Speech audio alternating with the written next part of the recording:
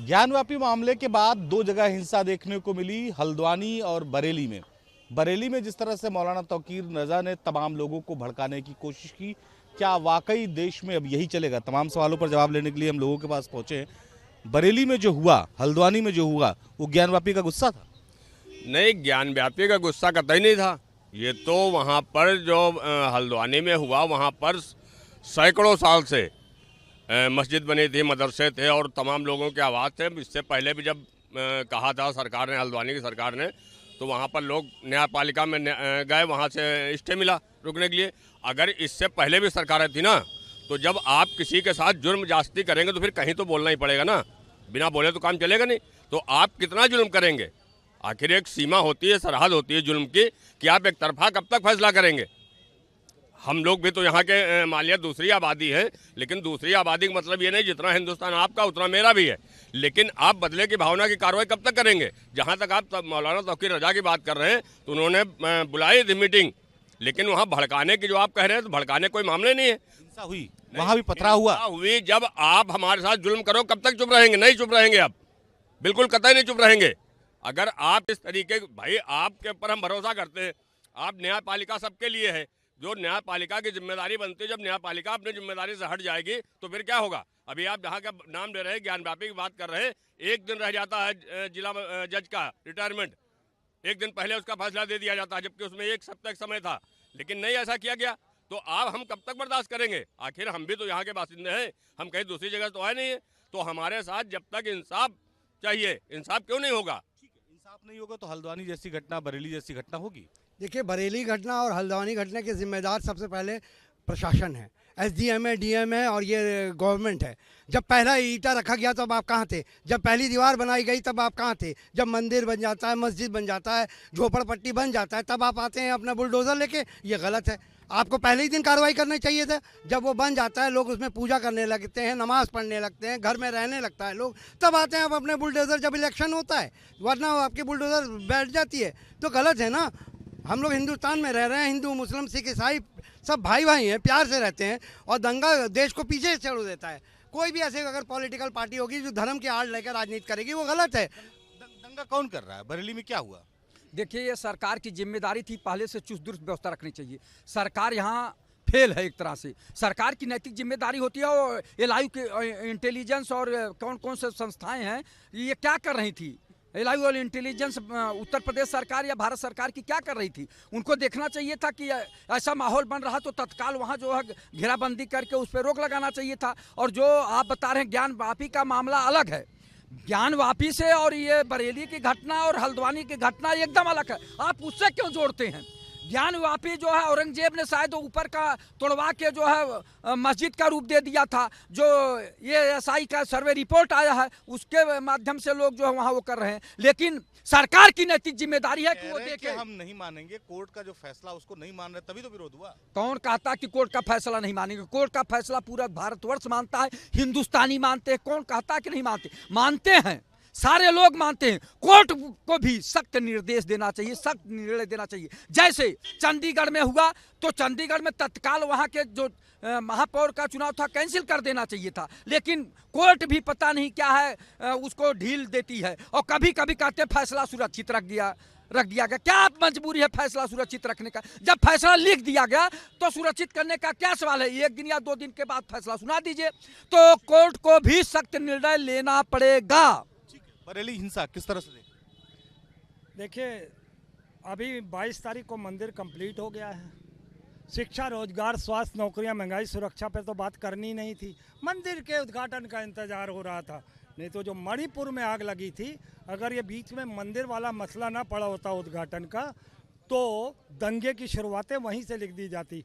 अब जो है चुनावी भूकंप जो है वो आया है हल्द्वानी से, जो बरेली पहुंचा है, और पूरे उत्तर प्रदेश में नहीं, पूरे भारत में ये चुनावी भूकंप पहुंचेगा।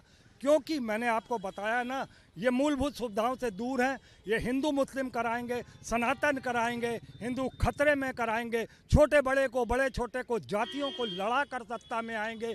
और ये इन्होंने ये काम शुरू कर दिया है बाखूबी, और ये बदस्तूर जारी रहेगा 2024 तक।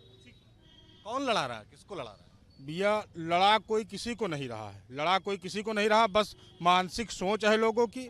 और मैं तो कहता हूँ जो मौलाना है, जो आतंकी मानसिकता के लोग हैं, वो एक नवाज के जो एक पुण्य स्थल है, नवाज के अड्डे को एक दंगा मानसिकता पैदा करने, लोगों को जो है मानसिक माइंड मेकअप करके उनको वहाँ से दंगे के लिए तैयार करके लॉन्च कर दिया जाता है।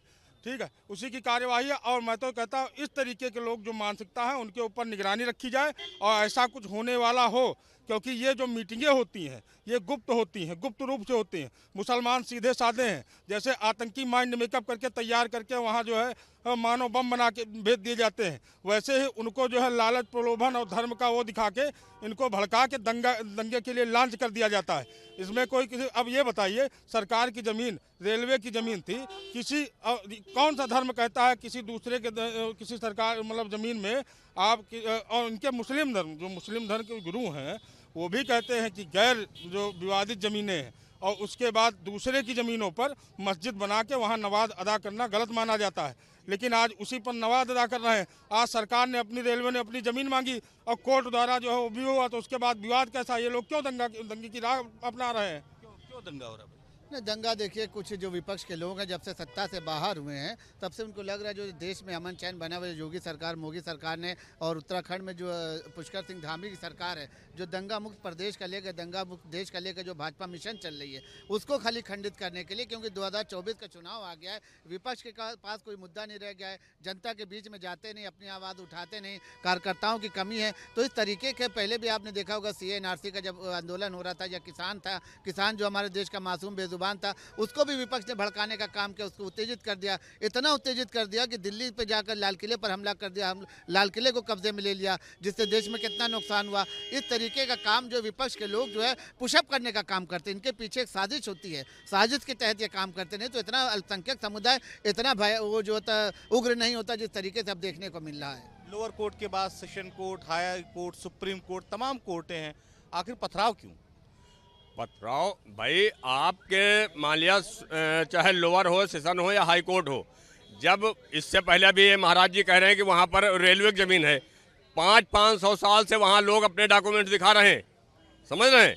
तो जब आप वहाँ पर मानने के लिए नहीं तैयार हैं, हमारे पूर्वजों की वहाँ पर अगर चीज़ें हैं और हम अपनी चीज़ पे रह रहे हैं, ये तो खाली इनको कहने की बात है।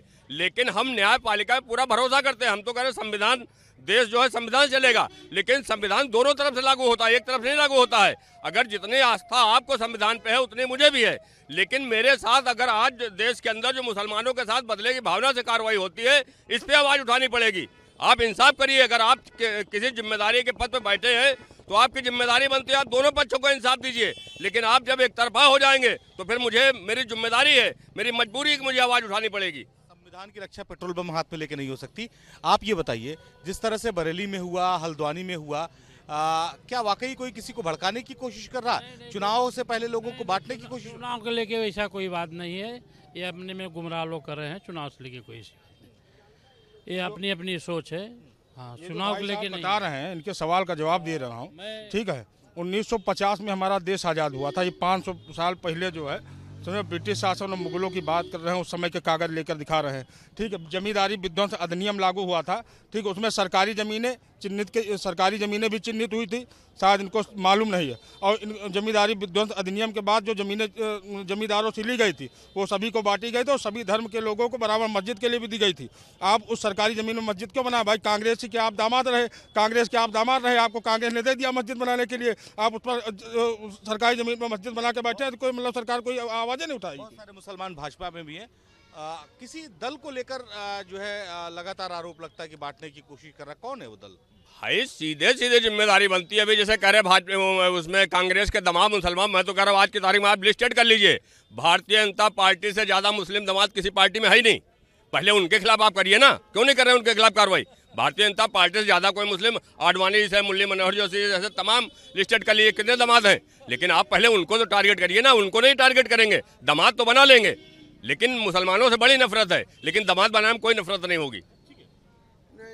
भाई साहब, जैसे कि मुसलमानों से कोई नफरत नहीं है, मुसलमान भी इस देश का नागरिक, मुसलमानों से नहीं नफरत है, जो सिर्फ कट्टरता फैलाने जो सही बात नहीं कहना चाहते हैं, देश के साथ जो सही चीज़ नहीं करना चाहते हैं, आज भी लोग उसी में कर रहे हैं, उसी में जी रहे हैं। जो क्या कि कोई किसी को इतिहास नहीं मालूम? 500 साल पहले मुगल आए, मुगलों ने जीता, अंग्रेजों ने यहाँ पे लूट करके बनाया, अब वो खुदाई होकर के जब मिल रहे हैं, 3 सिर्फ मांगे जा रहे हैं। अब 3 देने में तुमको वो हो रही। जब 47 में देश आज़ाद बट गया, जब दो देश हो गए, तो आप वहाँ की व्यवस्था देखिए। 3 ही तो मांग रहे हैं। हम सब थोड़ी मांग भाई मैं तो कह रहा हूँ क्यों मांग रहे हैं आप? जब आपको सब कुछ पता है, आपकी सत्ता, आपकी सरकार, आप ले लीजिए 300 ले लीजिए। इनसे पहले भारतीय जनता पार्टी के नेता, आरएसएस के नेता कह रहे हैं कि एक वो उसका है सुदर्शन न्यूज चैनल का, वो तो 3000 की बात कर रहा है, तो वो भी इन्हीं की सांठगांठ में है ना। आप क्यों नहीं ले लेते? हम आपका क्या कर सकते हैं?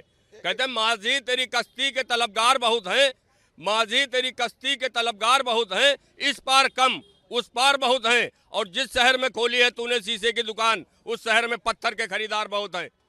ये सिर्फ 20% लोगों को सिगुफा है, सिर्फ वो देश को अराजकता में, आतंकवाद में घुसेड़ना चाह रहे, घुसेड़े ही हैं समझ गो, और उसी का खामियाजा सनातन भुगत रहा है, और उन लोगों की अब राजनीति नहीं चलेगी। सिर्फ 20% लोगों ने तुष्टीकरण नीति करके उसी समाज के 80% लोग आज हमारे साथ जुड़ रहे हैं, इसीलिए जुड़ रहे हैं क्योंकि हमारी वो है समझ गो, जो उनको भी वंचित रखा गया, उनको भी पत्थर के लिए वंचित रखा गया। बात बहुत साफ है कि अगर कोर्ट का कोई फैसला आता है तो उसे कोर्ट में ही चैलेंज किया जा सकता है, हाथों में पत्थर लेकर उस फैसले को जो है विरोध नहीं किया जा सकता। इसके बहुत सारे संवैधानिक तरीके हैं। हालांकि जिस तरह की घटना बरेली में हुई, हल्द्वानी में हुई, उसको लेकर जनता में गुस्सा भी है।